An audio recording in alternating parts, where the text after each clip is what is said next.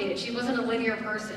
She's somebody who, you know, at the end of her life, she said, "I've had 3 wonderful lives, and these poor sons of bitches haven't lived once." You know, this is after she was diagnosed with cancer and was looking at the other patients in the room. But she wasn't a linear person, and she was quite a complicated jigsaw puzzle, and I thought it would do her a great disservice to just tell this narrative in a linear way and just beginning, middle, end.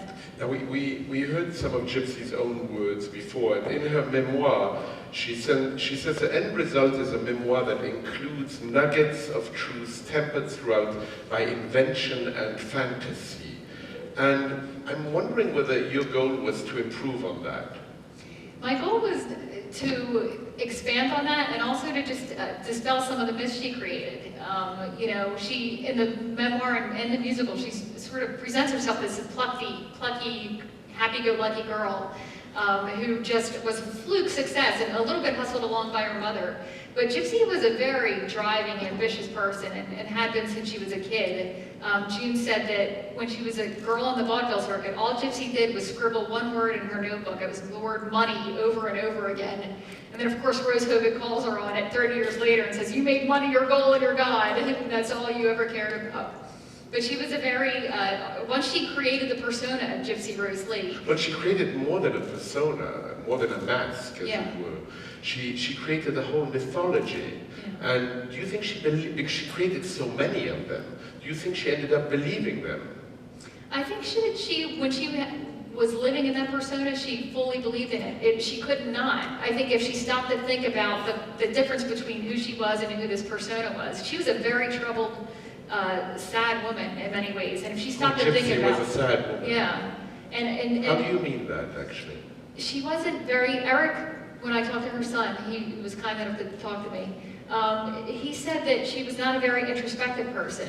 And I think if she stopped to really look into herself too long, it would have overwhelmed her and she wouldn't have been able to be this persona that she created. So do you think the myth-making is a way of fleeing reality and trying to create a form of momentary happiness in believing what is someone else? I do, and June had even, I talked with this about June too, and she said that Gypsy the musical was Gypsy's chance at monumental revisionism. It was not only her monument, it was her chance at monumental revisionism. And this is the person she always wanted to be, this beautiful, romantic, idealist person with dreams.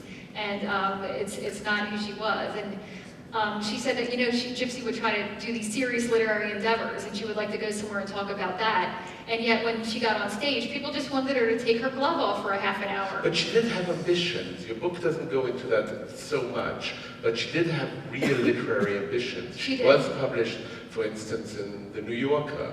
And Simon & Schuster. Right. Yeah, would she be published, do you think, today in The New Yorker? I think that the novelty of being who she was would get her published anywhere. But she was a very smart lady and a very, you know, as I said, ambitious lady, and she was going to do whatever she had to do to get published. She was desperate. She a good writer? She was a good storyteller. She's a masterful storyteller. And that's seen all through her memoir and just through her personas, that just even oral storytelling. Who saw through the persona? Were there people who saw through it and saw that maybe some of the literary ambitions were not quite backed up enough by... Yes, one of them, you're making me laugh, you're making me think of another H.L. Mencken quote. He did coin the word ichthysiast in her honor, H.L. Mencken did, but he also coined the word bourgeoisie. and so a lot of people did. Bourgeoisie. Bourgeoisie, I'm going to use it from time to time. Yeah. Maybe I'll use it when I introduce Karen Armstrong. I think that's appropriate. Famous work of bourgeoisie, yes.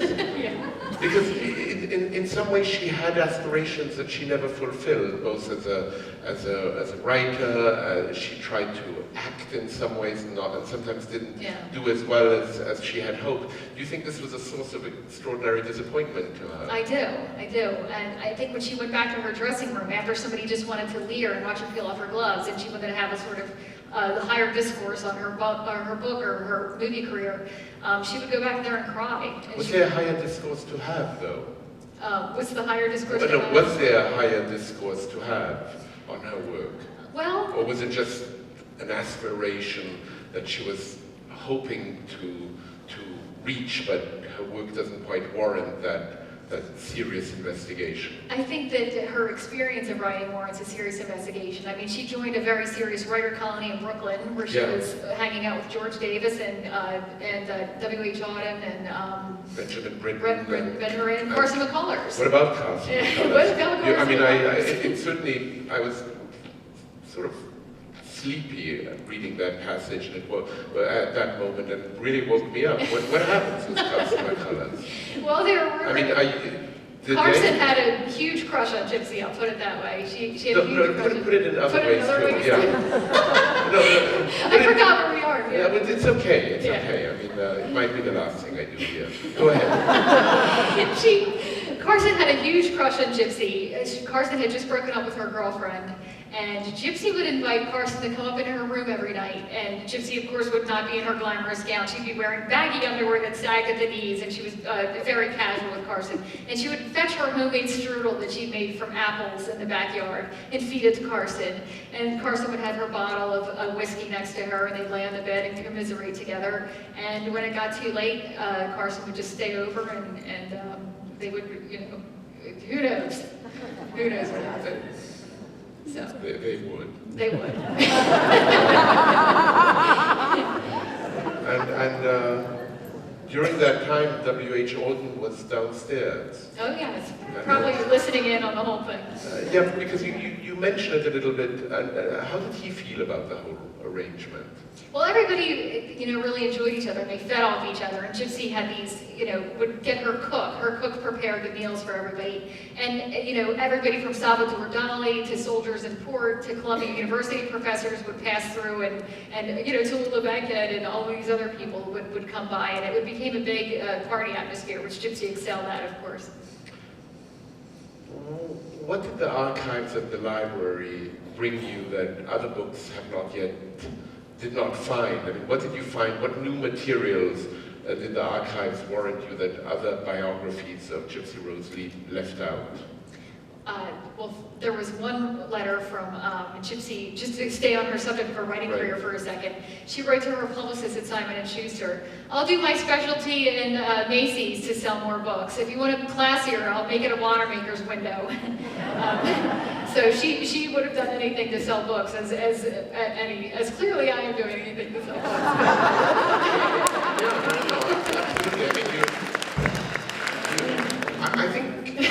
I hope we'll sell a lot of books tonight. It's really up if you take your clothes off, maybe more people maybe. buy them. But I have no book to sell. This is most unfortunate. But there is a theme tonight. I do get it. People would like to see me naked.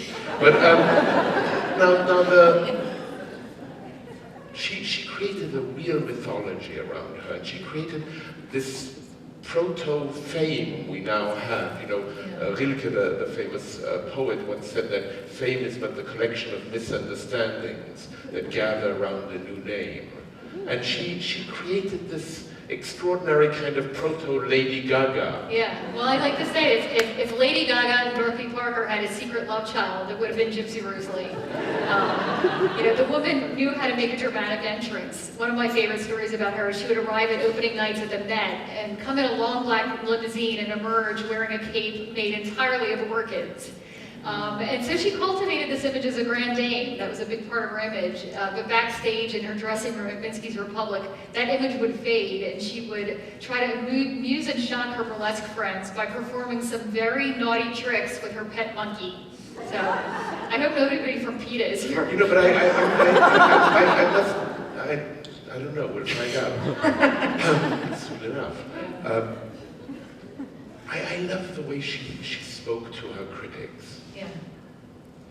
When I can't remember if it's in your book. Well, she always said, as long as they spell my name right, I don't care what they say. Yeah, but it is, everybody was saying to her, what you do as a profession, it's not particularly, how should I say, relevé, sophisticated. And she said, well, her answer to that, to someone once was, I do what you do every morning and every evening. I get dressed and I get undressed. Well, she was right. It's just marvelous. It's disarming. You can't argue with that. No, you can't. You can't. Which, all that said, she did take great pains to be known as the intellectual stripteaser. You know, this is somebody who wanted to appeal to gangsters, socialites, artists, New York's literati, and of course Eleanor Roosevelt, which I think was the money quote from the entire New York Public Libraries, the television. It's fantastic, yeah. no? I mean, I must say, and I'm going to go into that box 8 from the 6 and look at it. It's quite extraordinary, the treasures we have here. I mean, who knew? Thankfully, now we do. Yeah. And do we have that clip of Gypsy? I don't know if we should show it, but I feel like we should, which ends your book with her fantastic, what's on the mind of a stripteaser. Do we have that? I'm not sure we do. We don't. Sure we do. It is so fantastic. It is fantastic. Well, I'll explain a little bit about Yeah, it. yeah, man, maybe you want to read some of those last lines. I don't know, you want to maybe explain. But they're so great. I must say, I just really liked reading them. I looked at them, but I also liked reading them. Here's some of them. Or maybe do you know them by heart? No, I do not. You don't? She changed it so many times. Okay, well, here is what you quote. Okay. Maybe you want to explain it. I will too. explain it. It's called The Mind of a... what's The on- Psychology of a Stripteaser. Right. With, you know, she was big into Freud. For somebody who wasn't very introspective, she was big into Freud. What might that mean from her perspective? You know, she was very concerned with psychology and Do you think she very ever interested in it. read any Freud? I think she did. I don't think she applied it to herself. I'm sure she used it on other people. That's quite a common disease. Yeah. But she would, it was her most famous routine. It was called The Psychology of a Stripteaser. And it was very self-satirical. She was a very sophisticated, brilliant self-satirist. And she would make fun of things like, you know, the rigorous education that she began at the age of 3 in order to take her clothes off. You know, she studied abroad, she did this, she did that, just to be able to be, you know, showing her paces at the end. And it was very name-droppy and self-referential, and I will read a few. Do read a few, because they're marvelous and very witty, I find. Okay. Have you the faintest idea of the private life of a stripteaser? My dear, it's New York's second largest industry. Now, a stripteaser's education requires years of concentration. And for the sake of illustration, take a look at me. I began at the age of 3, learning ballet at the Royal Imperial School in Moscow, and how I suffered and suffered for my art. Then, of course, Sweetbriar, oh, those dear college days. And after 4 years of sociology, zoology, biology, anthropology, my education was complete. And I was ready to make my professional debut for the Minskys on 14th Street. Now, the things that go on in a stripteaser's mind which give you no end of surprise, but if you are psychologically inclined, there is more to see than meets the eye. For example, when I lower my gown a fraction and expose a patch of shoulder, I'm not interested in your reaction or in the bareness of my shoulder.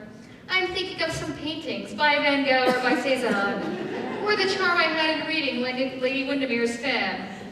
And when I lower the other side and expose my other shoulder, do you think I take the slightest pride in the whiteness of that shoulder? And here she goes. I can't really do it, but I am thinking of my country house and the jolly fun in shooting grouse. And the frantic music changes, then off to my cue. But I only think of the things I really ought to do. Wire Leslie Howard, cable Noel Coward. Go to Bergdorf's for my fitting, buy the yarn for my mother's knitting. Put preserves up by the jar and make arrangements for my church bazaar. But there is the music, and that's my cue. There is only one thing left for me to do, and so I do it. And here she lifts her skirts. And she had these marvelous legs. She had legs like she invented walking. Marvelous legs. And when I raise my skirts with slyness and dexterity, I am mentally computing just how much I'll give to charity. Through my thighs I have revealed, and just a bit of me remains concealed. I am thinking of the life of Duse, and the 3rd chapter of The Last Puritan. None of these men are obscene. They leave me apathetic. I prefer the more aesthetic. Things like drama's favorite scene, Gone with the Wind. And when I display my charms in all their dazzling splendor, and prove to you conclusively I am of the female gender, I am really thinking of Elsa de Wolfe and the bric-a-brac I saw, and that lovely letter I received from George Bernard Shaw. I have a townhouse on the East River because it's so fashionable. to look at Welfare Island, coal barges, and garbage scows. I have a chinchilla, a Newport villa, and then she unfastens her cape and swings it out in front of her like a matador. And then I take the last thing off and stand here shyly with nothing on at all, clutching an old velvet drop and looking demurely at every man. Do you believe for a moment that I am thinking of sex? Well, I certainly am. That's it.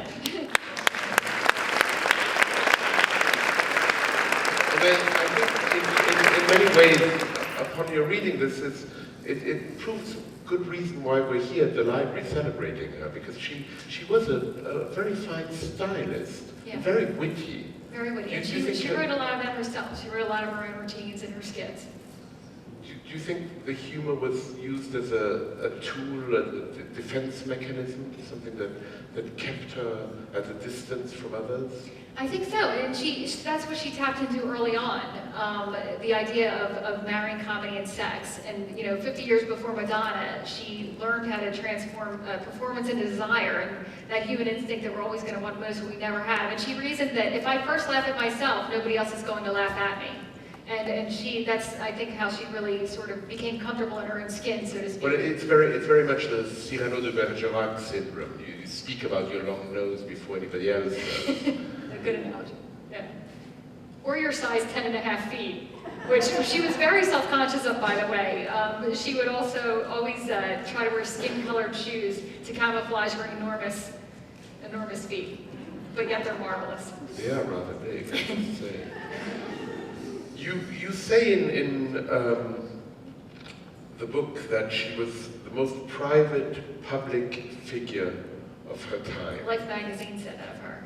Yeah. And let's imagine for a moment, as we come to a close of this little chat you and I have had, Karen, if she were here tonight,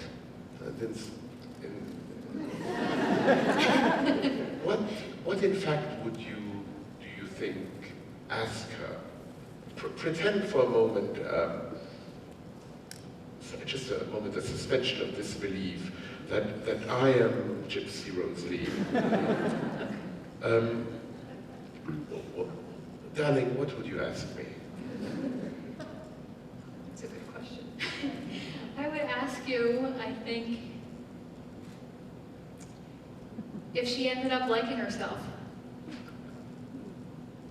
And as you know... And I know that's very serious, but it's something I really wondered. Throughout the writing of the book, my opinion of her changed so many times. I was afraid of her.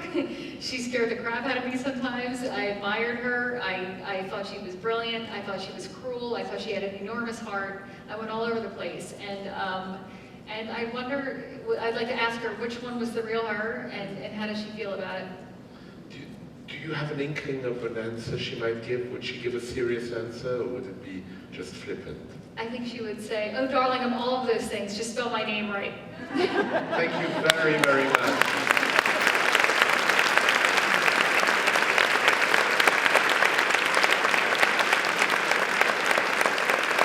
Thank you guys so much for coming. Thanks, everybody. And we now have A little surprise. a little surprise for you.